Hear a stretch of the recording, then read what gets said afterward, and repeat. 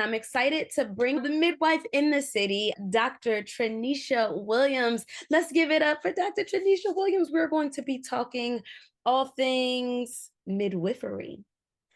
Dr. Williams, welcome to Nurture Your Pregnancy Journey. How are you feeling today? I'm feeling great. Thank you so much for having me here. I appreciate it. You're welcome. Tell us a little bit about yourself before we get right into the conversation. Sure. My name is Trinisha Williams, and I've been a certified midwife for over 20 years. My journey into midwifery started with a degree in psychology, Mhm. and then I got a degree in midwifery at SUNY Downstate. And currently, I'm a home birth midwife for the last 9 years, and I'm in the process of creating a birth center in Brooklyn called Haven Midwifery Collective. Ooh, I can't wait to see that up and running. Congratulations on that process and welcome to the space. Are you tired of feeling overwhelmed, exhausted, and sick to your stomach trying to maintain pre pregnancy responsibilities, grow a baby, and be the best version of yourself for everyone else? If you desire a stress free birth and postpartum healing that physically prepares your mind, body, and soul for parenthood without the fear, confusion, and isolation that comes with unsolicited advice from both medical professionals and loved ones, then mama, you can turn fear into joy, confusion into confidence, and isolation into connection without feeling guilty, selfish, or inconsiderate. And I'm going to show you how. Welcome to Nurture Your Pregnancy Journey podcast. I'm your host, Troi Lauren, creative mother of two, birth coach, and traditional postpartum healer. On this podcast, you will learn the effects that stress has on your pregnancy journey and practical tips that will help you seamlessly insert self-care into your daily life from professional parents just like you who desire to put the control back into the hands of mothers for a positive pregnancy, birth, and postpartum experience. So whether you're a first-time mom or a mother of many, I am here to support you as you only do the things that bring you joy. Let's go. So you said you've been doing home births for 9 years. Let's talk home births, assisted births, and how do people qualify? What do they need? What can they Yeah. expect?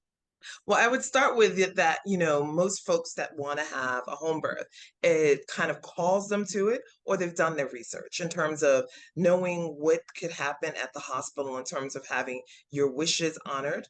Not to say that hospitals don't, but sometimes some of the things that you want will not happen there, such as water birth. Some people know that they want to deliver their baby in the water. This may not be an option at most hospitals in the United States. There are a handful of ones, but most won't be able to do that. And I would say low risk people. When I say low risk, meaning that if you are going to a care provider now and you're not pregnant, starting to have the conversation. I'm thinking about having a home birth. What should I do to prepare myself? And this way they can be able to give you some thoughts about what your health history is and how to get yourself ready. Maybe you do have blood pressure issues, and how can we get that managed? Is that a diet and exercise thing? Do you have diabetes? Is this something that maybe losing weight would be able to help us with? Is there a mental health issue that could be of concern and that we need to get you into treatment or have a better plan? So depending on what your condition is, they can advise you on what's best. So Mm. most times folks that are that want to deliver at home are usually low risk people who know that they're not going to have pain management, meaning epidurals as an option to be able to deliver their babies. Um, Mm-hmm. all right, what other questions or thoughts? Because I can't remember that No. whole. Okay, now I know this is kind of like we don't touch uh prices often, right? But what can one expect when it comes to being able to afford a home birth, really for real practically? What does it look like? And then are there ways that, like, whether it's flex pay, payment plans, HSA, FSA, things like that, insurance, how can one financially prepare for a home birth? What I tell most folks is to really start thinking about calling your insurance provider. In some municipalities, it will be covered. In others, this is not an option. And it Mhm. depends on the type of clinician that you have. Most places, if you get a certified nurse midwife or certified midwife, their insurance will cover some portion of it. But Mhm. we've noticed that depending on the state you're in, certified professional midwife, sometimes the insurance is a barrier and it's not going to be able to be covered. I tell people, most people think about saving up a little bit of money, maybe having some sort of payment plan with that provider. Some providers do take, with, like you mentioned, effect flex pay or PayPal. I tell people be creative. Maybe instead of having a baby shower for baby stuff that may not be necessary. Maybe utilize community resources of some gently used products. So this Mhm. way, any cash donations, family members and friends can support your idea of how you like that birth to be. For some folks, going to the wrong place or having a birth story that may not meet what their needs are can be traumatic and long term can be an issue. So you may want to start to think about, is it worth it for me to have maybe some other baby products when you want this birth experience? But be open that if some medical condition arises, this experience may not be safe for you and your baby. Okay. So, what are some misconceptions about midwifery care that you've encountered, and how can they be addressed?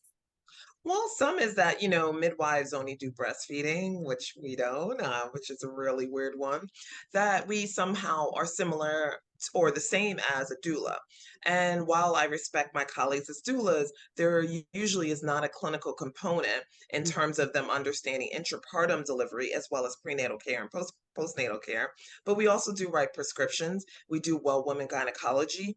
And in some aspects, we do primary care, meaning that, if you have some other health issues, urinary tract infections, things like that, we may be able to assist or help you depending on the type of midwife that you have available. Mm, okay. Okay. So I love that there is a wide variety of support provided by midwives, and I'm sure that those misconceptions are common because when I tell people I'm a doula, they're like, "Oh, you're a midwife." I'm like, "No, I didn't just say that. I didn't say that. I very specifically said I'm a doula, which means, and we're trying to define that. Like I'm a birth coach or birth consulting, or like I also dabble in traditional postpartum care. So all of the things, I'm everything but a midwife. So I know you get that a lot.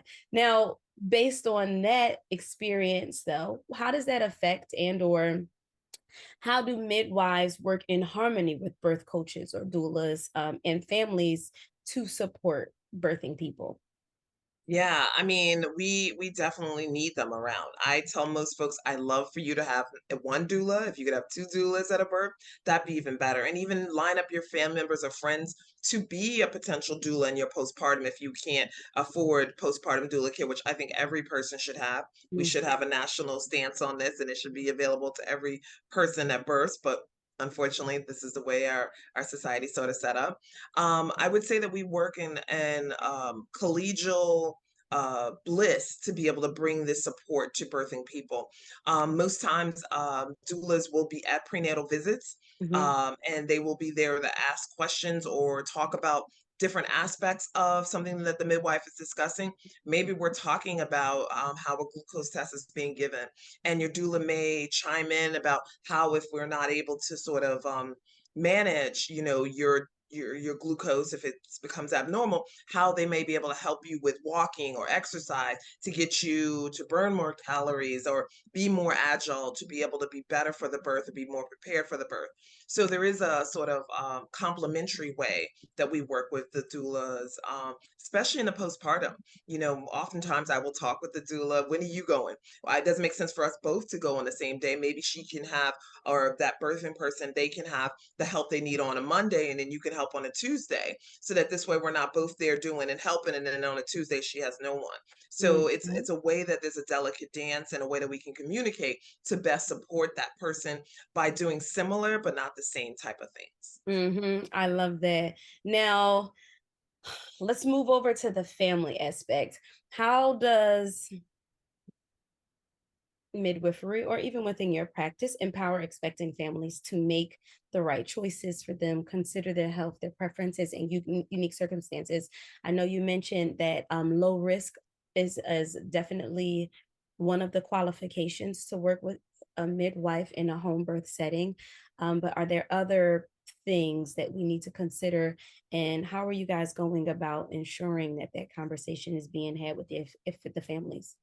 Well, with most midwives, it would start with when you begin care, and you'd have a consultation when they discuss the type of care that they offer and where that care will be given. For me, I offer care to all of my clients in their home as a home birth midwife. There are some home birth midwives that have offices. Some will do sort of a hybrid model where they do some in the office, some in your home. But I do them all in your home. So one of the challenges I find with trying to give care to folks who may not have resources is making sure that either they're housed or we can find a place that's safe for them to deliver.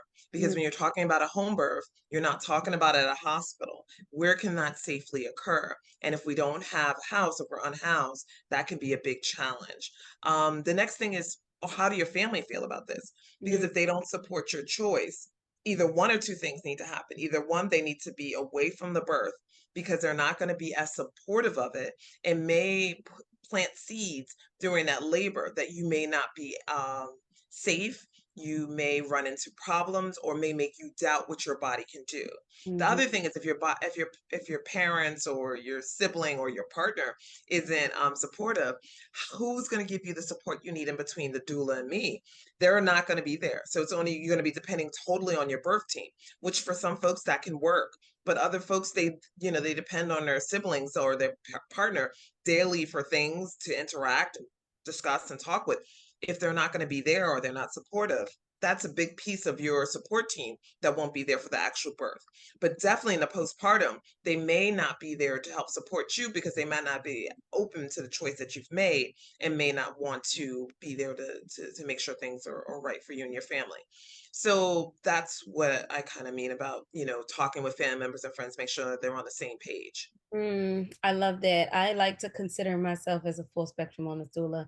Um, not only a liaison between families and medical staff, but also the leader of the support team. So I totally understand. And I understand that it's not just me and the OBs and the nurses and the midwives. It's me, the OBs, the nurses, the midwives, the co-parent, the partner, the mom, the sister, Mhm. everybody is important and everybody should have a role. And that's something that we like to talk about in the beginning, prenatally, so that when we go into labor, everybody's just like aware of what's going on. I also love to incorporate them into the education piece of it all, just Yes. that we're in a space to reinforce and to actually apply the knowledge. It's not just like labor positions, it is actually us walking through labor positions and how your support can support you through that. Or if it's breastfeeding support, understanding that like they need some information, some very key information in order to really support the journey, and understanding that breastfeeding itself is a 7 year and can be a 7 year thing. A lot of people don't know that. And if they don't know that, they kind of stifle the progress, the growth, the success of whatever it is. So I agree. I think that's an important piece that I would not have thought about, that the midwives would Yeah, definitely and like. and I tell folks to think more broadly about this type of care, that each provider will operate differently. Is your provider licensed to do what they're doing? There are some folks who are traditionally trained, and that is beautiful. But you need to know about where their scope of practice is and how they may feel about integrating you back into the medical establishment if there is a need for higher level care. So Mhm. that may be something else to consider. And as you talk to your provider, where will you have ultrasound? Some that may not be able to help you with that. They may have collaboration with other maternal fetal medicine doctors or sonography places. How will that work in terms of your care and you getting everything you need? Or even having blood testing done? Because some providers that may not be licensed may not be able to offer you that. And if that's how you feel about the type of care you want, then that is wonderful. But if it isn't, then you need to have that information as you start to move forward. Yeah, I love that. Now, can you tell me a little bit more about the difference in midwives and the practices? I know you've mentioned a few times, you've mentioned nurse, or let me see, Certified nurse midwife. certified nurse midwives. You've mentioned traditional midwives. You've mentioned another form of midwife. What are the varieties of midwives and what are the differences? So there are four types of midwives in our 50 states. The first one is a certified nurse midwife, in which most people are familiar with them because you usually say nurse midwife a lot. And they practice in all realms: home, hospitals, birth centers. And for the most part, they can have full scope of midwifery. We have another variety that which is similar to that, but it's called a certified midwife, in which they don't have the nursing background. They're able to practice in 10 of the states, and they operate the same way as a certified nurse midwife, except that they don't have the nursing degree. And then we have a certified professional midwife who are specialists in community birth, such as home birth or birth center birth. And either they can be licensed or unlicensed. Mhm. And the last category is the traditional trained midwife. And these may be more indigenous populations or subsets of cultures that in which they learn from elders to teach them this craft or the skill set of midwifery, and Mm, in which their area acknowledges that they have this particular education and training. okay. So it's all based on, I guess, the birthing people's preference and what it is that Yeah. understand, which route they would go with their midwives. So these are important questions to just, these are important things to know so that you can ask the questions as you go into looking more into midwife support and or home births. And there's organizations out there that will list people who do different ones, not different ones, but different types of midwifery, and in Mhm. which you can kind of figure out which type of provider you want to be available for you. And then all of this can, going back to your insurance question, goes back to the insurance and will you get coverage? And if not, then yes, most providers, whether it's a midwife or whomever you choosing to help support your birth, will take cash as payment if your insurance won't cover it. I understand that. All right. So these four different types of midwives, and of course, it is all different based on the provider. Most of them deal with prenatal and postpartum support, correct? Yes. And Now, intrapartum, because okay. the delivery. Mhm. Intrapartum delivery, of course, right? They're there to catch the babies. They are the ones that catch the babies, not the birth coaches or the doulas. So Yes. on the postpartum aspect of it, um, just reading a lot about you and the work that you do. Specifically, you touch a lot on both postpartum depression. Now, can we speak a little bit about that? Signs, preventions, how to get ahead of it, things like that? Yeah, what I like to tell all clients I work with is prevention is the best way. So you need to be aware of what may be your triggers or what history you may have. Have you ever had bouts of depression before? Have you ever had some thoughts that may not be as supportive? How are you feeling about this pregnancy? Have you had a lot of challenges in it, whether they were health challenges or other work-related challenges or other support mechanisms, getting yourself prepared for that? All of that can come back on you in the postpartum because you may not have the support you need when you deliver your baby. Most times, I talk to folks about even thinking about establishing a visit with a provider now, some sort of mental health counselor, whether we consider even a social worker or even a psychiatrist, depending on how people feel, that sounds very scary. But Mhm, having those conversations, I need people to realize having a baby is life changing. mhm, And there are going to be some challenges that are going to happen. And while there is great joy in this process, we need to acknowledge the stress that could also be associated with these challenges. So mhm, we need to think about maybe establishing at least one visit. If you talk to them, you like them, great. If you talk to them, you don't like them, have another visit. And then if something does present itself in the postpartum, at least we've got the social worker we can talk to and lean on, or we have the therapist or the psychiatrist to be able to lean on to get some medication to help us through that. I'd also say make sure you have a strong postpartum team. If mm, you and I'd even birthing people who by choice choose to be single, you should think about having labor support team as well as a postpartum team. And like you mentioned, a postpartum doula or some other person, baby nurse, something to come in, or friends, family members to just help support you. Because to be up all night nursing a baby or even bottle feeding a baby, sleep deprivation, you may start to think things you shouldn't.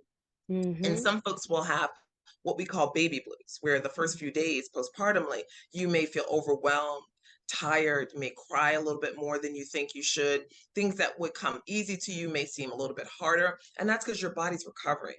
mm, Sometimes labor can be long and hard, and we'll need that additional support of rest to help us. And a good diet, a lot of protein, a lot of hydration, so our body's ready for the challenge of now caring for this newborn. But if we didn't get that, sometimes some folks after 5 to 10 days can still have these feelings. And sometimes they can even be brought in with irrational thoughts of wanting to hurt yourself or your baby. And mhm, unfortunately, this can go on for a few years. Some mm, people will scathe postpartum and have no issues the first few months, and some people a year or so later. And some people, unfortunately, that I've talked to have suffered in silence while they are functional, they recognize that these things are happening and want to lean into people for support. But as society, we sometimes don't have the right thoughts about wanting to support people, and will give them stigma, ostracize them, or label them. I don't know what the word is. That they won't necessarily be as supported by these feelings that they report to us. So I tell people we need to build the village. Mhm. Even reach back, if you didn't have a midwife, you had an OB, reach back to your OB team. Call somebody at that office. Was there a nurse or a tech that was very sympathetic or supportive? Call and have a conversation with them. They will talk to the next person to get you the support that you need, Mm. because sometimes these feelings are real. And I've had family members call back, or even partners. And that's one reason when I give care, I love for the partners to also have my phone number, because I like that the partners will sometimes call, look, something's happening. I don't know what this is, but this is not the normal. Can Mm. you come over? Can you help support us? And that's what, may help set some people away from danger. And also trying to have a few postpartum visits, not just the one at 6 weeks, maybe one a few days after the birth, maybe even 6 weeks, or maybe even 6 months afterwards. Mm. You can always go into your GYN and have a conversation about something else that's going on in order to get the support that you need. I love that. Prevention is key. Speaking to therapists, connecting with your family, and having your support connected to the medical staff also Mhm. will allow people to highlight, because you're right. Staying up, nursing children, creating bottles, feeding yourself, feeding, being a partner, a parent, a mother, a daughter, all of those things really play on our mental, and we want to be ahead of that mindset and being able to be prepared for the adjustment. So one of my final questions for you, Dr. Williams, is do you have any self-care tips that you recommend for expecting families to help them prepare for labor and prevent postpartum issues? Yeah, I would say a lot of affirmations. Mm. And I would say start to make some now, even while you're pregnant. Some people even do this daily where they affirm what's going on. In our society, we hear so much negativity, whether it's about your look, about what you thought, about politics. There's just all this negative stuff out here. And I think if you come up with your own mantras of positivity on a daily basis, your body is growing your baby strong. You can birth your baby. This is something beautiful happening to your family or your body, whatever this mantra that you need while you're still pregnant. And start rituals now to help yourself. Maybe when you get up in the morning, always have your glass of water by the side of your bed to drink that. Maybe have your best favorite lotion or body oil to put on your hands and warm your hands as the morning is beginning. Even in the summer months, our hands get dry, all this hand washing to prevent, this COVID. Keep the oils or lotions near you to help soothe yourself. Maybe think about what self-care you can do for yourself. Going for a 10-minute walk can help increase your endorphins. Some steps a day would be helpful while you're pregnant, before you're pregnant, and even in the postpartum. Once that baby is down for a nap, yes, I usually tell moms to sleep, but maybe after the first 2 weeks of postpartum, go outside, get that fresh air, let yourself sort of walk and breathe. Think about stretches. There's a lot of YouTube videos, which 5-minute meditation, 5-minute stretches, which are not linked to religion, because some people like my religion. Do those types of things to help yourself out. Think about sounds that are helpful for you. Is that like water sounds? Is that nature, birds chirping? I don't know, flies. Everybody's different on what they want to hear. There are YouTube videos for all of it. Maybe make that be part of your way to best help yourself to relax or stay calm or stay focused. Also think about, if there is something big that may happen, that you have a trigger word with your team around you. That I say this, and I'm not joking. I'm not just saying I'm tired, I'm depressed or whatever. I really mean I need assistance and support. Please come and support me because I really need it now. I love that. Thank you so much. Can you tell the people how they can find you, Dr. Trinisha Williams? Sure. You can find me on Instagram at Midwife in the City, Mhm. or you can go to the internet. My website is midwifeinthecity.love. Awesome. My name is Troi Lauren, you guys. We're excited to have had Dr. Trinisha Williams here talking about midwifery care in the United States. We're excited, we're loving, we're nurturing our pregnancy journey. I am your favorite full spectrum wellness doula. Happy baking, happy healing. We will see you all soon. Thanks, everybody. Beautiful soul, that's a wrap for today. Look at you taking time out of your busy schedule for self-care. If you enjoyed today's episode, do me a favor. Follow the podcast and write a review. Following and sharing is the best way to ensure that mamas just like you learn how to nurture their pregnancy journey. It also lets me know if you are enjoying this. So before you go, follow and share your thoughts, all right? I will catch you on the next episode. Happy baking and happy healing.